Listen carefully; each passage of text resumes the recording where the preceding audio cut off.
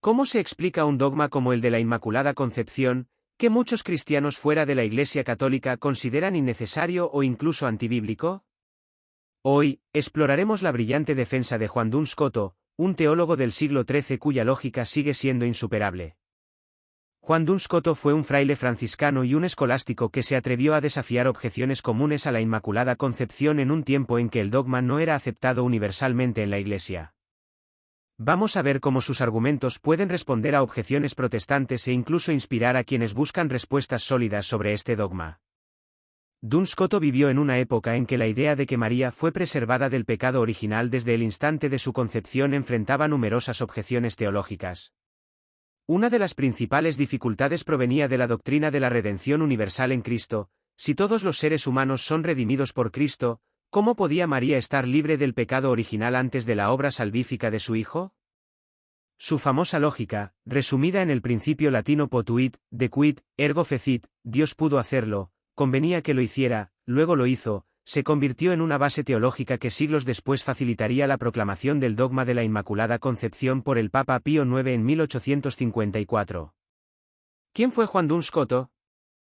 Nació en Escocia alrededor de 1266, conocido como el «Doctor Sutil», por su aguda inteligencia.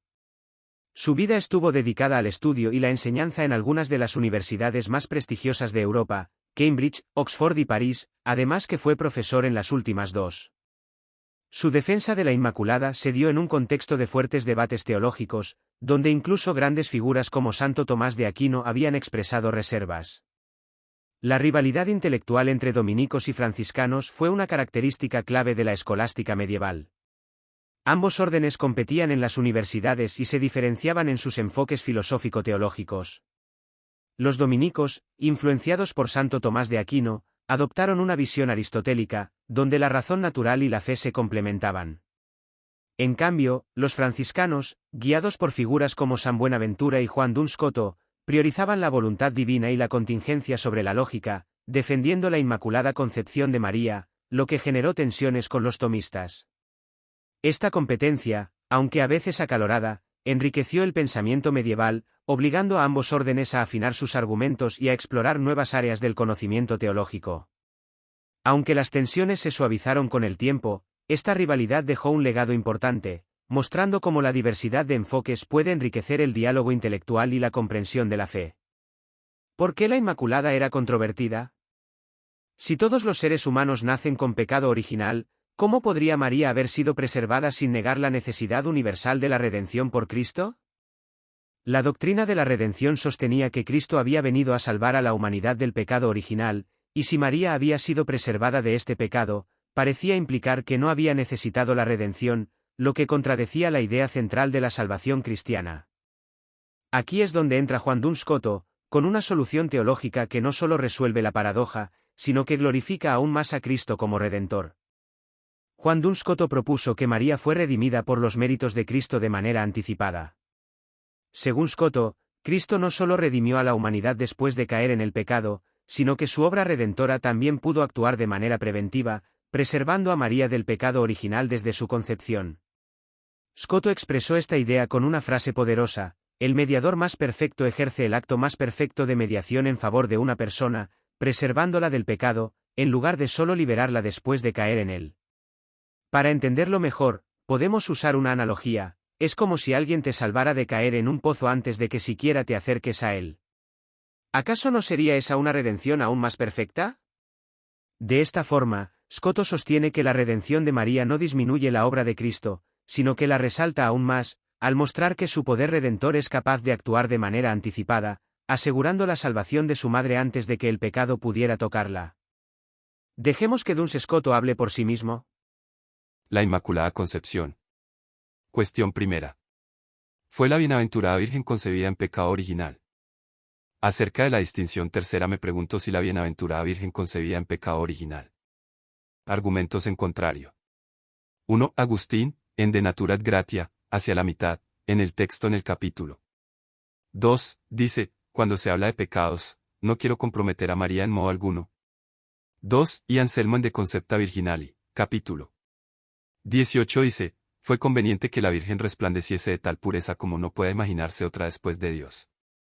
puede referirse a aquella pura inocencia que solo tuvo Cristo después de Dios, por lo cual, etc. Dice Escoto que el primer argumento de que fue concebida en pecado original es la excelencia del Hijo. Escoto argumenta esto. En cuanto a la primera prueba, traigo a colación el ejemplo aducido por Anselmo en el segundo Quer Deus Homo, capítulo 26. Un rey ofendido por uno de sus hijos, se siente también ofendido solidariamente por todos sus hijos naturales, por lo cual los excluye a todos de la herencia, etc. El rey decreta que tal culpa no sea perdonada a no ser que un inocente le tribute una ofrenda tal que lo aplaque y le resulte más agradable de que lo haya sido ofensivo el pecado. Supongamos que exista ese ser capaz de tributarle una ofrenda tan grata como para reconciliar los hijos con el rey de modo que no sean desheredados. Por más que el rey haya sido ofendido por cada uno de sus hijos, perdona la ofensa por los méritos del mediador. Pero imaginemos un mediador capaz de aplacar al rey de modo sumo y perfecto. Este impediría que el rey reciba alguna ofensa de algunos de sus hijos para no tener después que aplacarlo. Este acto de mediación sería mejor que el de hacer perdonar una ofensa ya recibida. Pensemos que estamos ante una culpa heredada y no personal, lo cual hace más fácil dicha acción preventiva.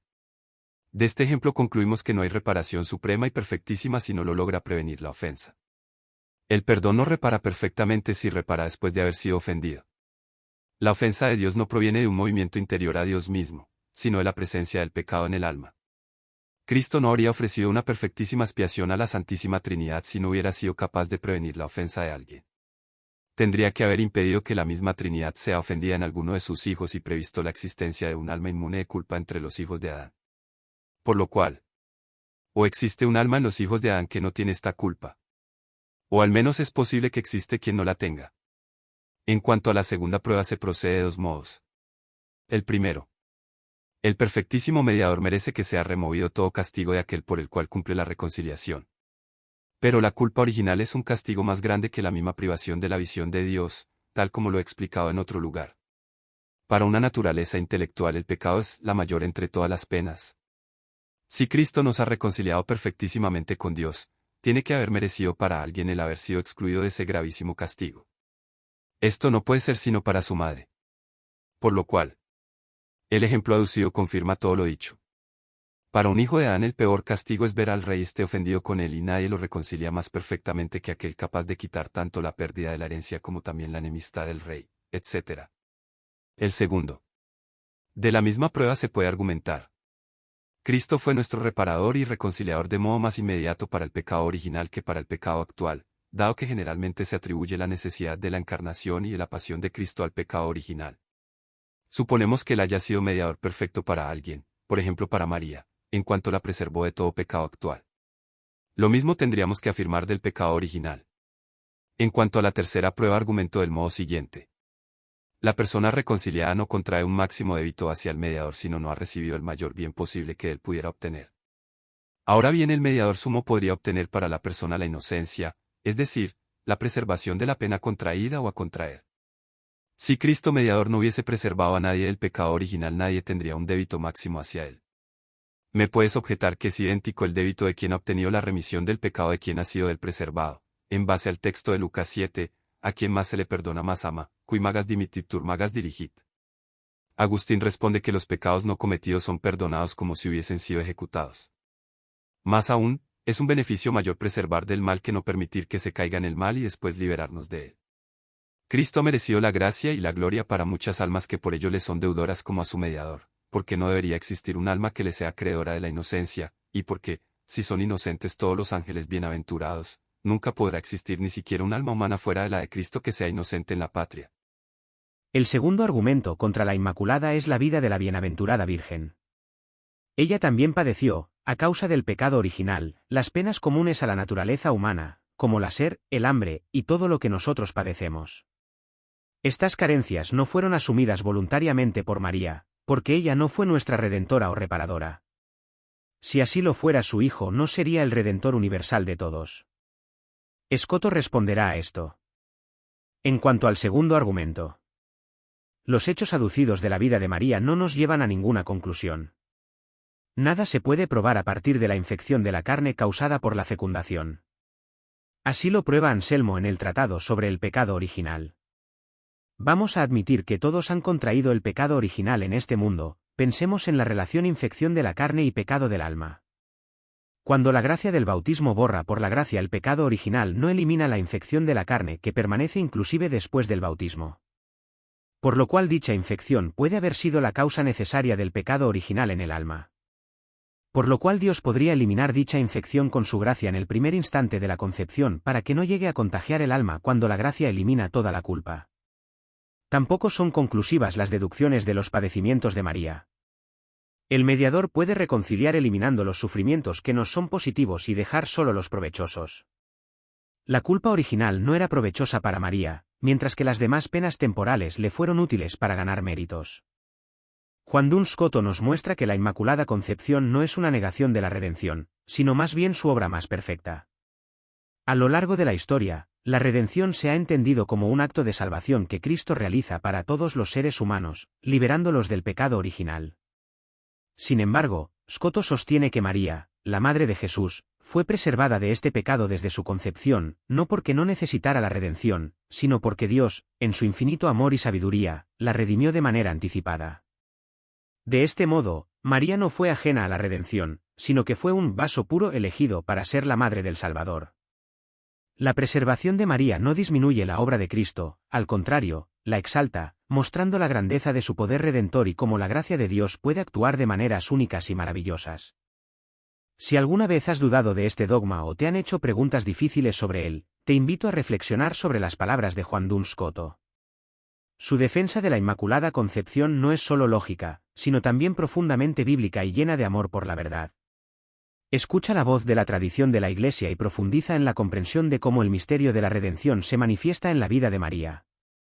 Su ejemplo nos invita a confiar plenamente en la obra perfecta de Cristo, que, en su infinita sabiduría, eligió preservar a su madre para ser el receptáculo más digno de su propio Hijo. Suscríbete a nuestro canal. Aquí encontrarás más contenido que te ayudará a profundizar en los misterios de nuestra fe. No te lo pierdas.